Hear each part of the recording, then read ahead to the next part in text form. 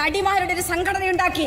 ആ സംഘടനയും ആ പെൺകുട്ടിക്ക് നൽകുന്ന പിന്തുണയും അവരുടെ പ്രവർത്തനങ്ങളും കൊണ്ടാണ് സാർ അതിന്റെ ഭാഗമായിട്ട് ഈ ഒരു ഹേമ കമ്മീഷനെ ഈ സർക്കാർ നിയമിച്ചു. ജസ്റ്റിസ് ഹേമ കമ്മീഷൻ ഈ സിനിമാ മേഖലയിലുള്ള പ്രശ്നങ്ങൾ പഠിക്കാൻ വേണ്ടിയിട്ടുള്ള ഒരു കമ്മീഷനായിരുന്നു.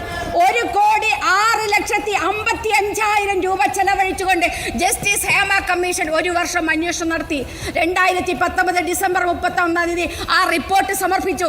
4 വർഷം കഴിഞ്ഞിട്ട് ആ റിപ്പോർട്ടിന്റെ കാര്യങ്ങൾ എന്താണെന്ന് പരസ്യപ്പെടുത്താൻ ഇതുവരെ കഴിഞ്ഞിട്ടില്ല. ആ ആളുകളെ രക്ഷിക്കുന്നതിന് വേണ്ടിയുള്ള ശ്രമം ഇപ്പോൾ വിവരാവകാശ കമ്മീഷൻ ഇടപെട്ട് പരസ്യപ്പെടുത്തണം എന്ന് പറഞ്ഞിരിക്കുന്ന ഒരു സാഹചര്യമാണ് സാർ നിലവിലുള്ളത്. വളരെ ഗുരുതരമാണ് സാർ ഈ കേരളത്തിൽ സ്ത്രീകൾക്ക് നടക്കുന്ന അതിക്രമങ്ങൾ. ഐസിയുവിൽ പെൺകുട്ടികളെ ഒരു നാട്. എന്നിട്ട് ഇരയുടെ കൂടെ ഉദ്യോഗസ്ഥയെ സ്ഥലം മാറ്റുകയാണ് സാർ. ഇരയ്ക്ക് കൂടെ നിന്നു എന്ന കുറ്റം ജോലി ചെയ്യുന്ന നേഴ്സിനെ സാർ ഒരു മിനിറ്റ് ഞാനിപ്പം നിർത്താം സാർ. ആ ഇരയുടെ കൂടെ നിന്നു എന്നൊരൊറ്റ കാരണത്താൽ ആ ആശുപത്രിയിൽ ജോലി ചെയ്യുന്ന ഒരു നേഴ്സിനെ ഇടുക്കിയിലേക്ക് സ്ഥലം മാറ്റുകയാണ്. നിങ്ങൾ നോക്കൂ, ഇരയ്ക്കൊപ്പം നിൽക്കുകയും എന്ന് പറയുകയും വേട്ടക്കാരനൊപ്പം കിതക്കുകയും ചെയ്യാണ് സാർ ഈ സർക്കാർ. അതാണ് ഈ സർക്കാർ പെൺകുട്ടികൾക്ക് നേരെ നടക്കുന്നത് സാർ. അതിക്രൂരമായ വിഷയങ്ങൾ നമ്മുടെ നാട്ടിൽ ഉണ്ടാവുകയാണ്. പെൺകുട്ടികൾക്ക് ഇപ്പൊ പോക്സോ കോടതി പറഞ്ഞു, പോക്സോ കോടതിയിൽ പെൺകുട്ടികൾ കയറി ഇറങ്ങുകയാണ് സാർ. ആ പോക്സോ കോടതിയിലുള്ള കേസുകളെ സംബന്ധിച്ച് അന്വേഷിക്കണം. പോക്സോ കോടതിയിൽ ഈ പെൺകുട്ടികൾക്ക് ഇരയാക്കി സാർ. അതുപോലെ സ്ത്രീകൾക്കും കുട്ടികൾക്കുമെതിരെയുള്ള അതിക്രമങ്ങൾ നടക്കാൻ അതിവേഗ സ്പെഷ്യൽ കോടതി സ്ഥാപിക്കാൻ സർക്കാർ തയ്യാറാകണം സാർ. നീതി നിയമപരമായി ശിക്ഷിക്കപ്പെടാത്തത് കൊണ്ടാണ് സാർ കേസുകൾ കൂടുന്നത്. ഈ പ്രതികൾക്ക് സംരക്ഷണം ഒരുക്കുന്നത് കൊണ്ടാണ് സാർ ഈ നാട്ടിൽ ഇത്തരത്തിലുള്ള കേസുകൾ വർദ്ധിച്ചു വരുന്നത്. അതുകൊണ്ട് അതിവേഗ സ്പെഷ്യൽ കോടതി സ്ഥാപിക്കാൻ വേണ്ടിയുള്ള നിർദ്ദേശം സർക്കാരിന്റെ ഭാഗത്തുനിന്നുണ്ടാകണം സാർ. വളരെയധികം വിവാദമായി ഇത്തരം വിഷയങ്ങൾ ചർച്ച ചെയ്യാൻ വേണ്ടി സഭ നടപടികൾ നിർത്തിവെക്കണമെന്ന് ആവശ്യപ്പെട്ടുകൊണ്ട് ഞാൻ അവസാനിപ്പിക്കുകയാണ്.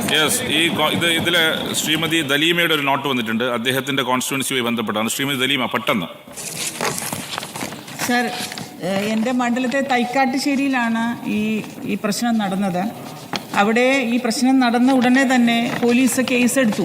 കാരണം SP അറിയിച്ചു, DYSP അറിയിച്ചു. ഈ കേസ് എടുത്തിട്ടുണ്ട്. ഈ കുട്ടിക്ക് ഇപ്പം ഇങ്ങനെ ഒരു സംഭവം ഉണ്ടായതിൽ നമ്മുടെ ഇടതുപക്ഷ സർക്കാർ വളരെയധികം വിഷമിക്കുന്നുണ്ട്. കാരണം ഇവരിപ്പോൾ പറയുന്നത് രാഷ്ട്രീയവൽക്കരിക്കേണ്ട കാര്യമല്ല. ഒരു കുട്ടിയെ നട റോഡിൽ തല്ലുക എന്നൊക്കെ പറഞ്ഞു കഴിഞ്ഞാൽ അത് രാഷ്ട്രീയവൽക്കരിക്കേണ്ട കാര്യമല്ല. നമ്മുടെ കുഞ്ഞല്ലേ അവിടെ.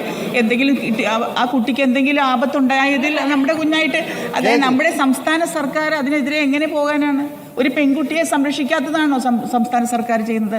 പെൺകുട്ടിക്കെതിരെ നമ്മളെ DYSPക്കും SP-ക്കും പോലീസ് അതിന് കേസെടുത്തിട്ടുണ്ട്. പിന്നെ എന്തിനാ ഇത് രാഷ്ട്രീയവൽക്കരിക്കണം?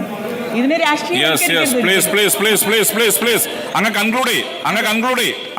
അതുകൊണ്ട് ഈ പ്രവണത കേരളത്തിൽ ഒരിടത്തും നടക്കാൻ പാടില്ല. ഇങ്ങനെ ഉണ്ടായിട്ടുണ്ടെങ്കിൽ ഇതിനെ നമ്മൾ അവലംബിക്കുന്നുണ്ട്.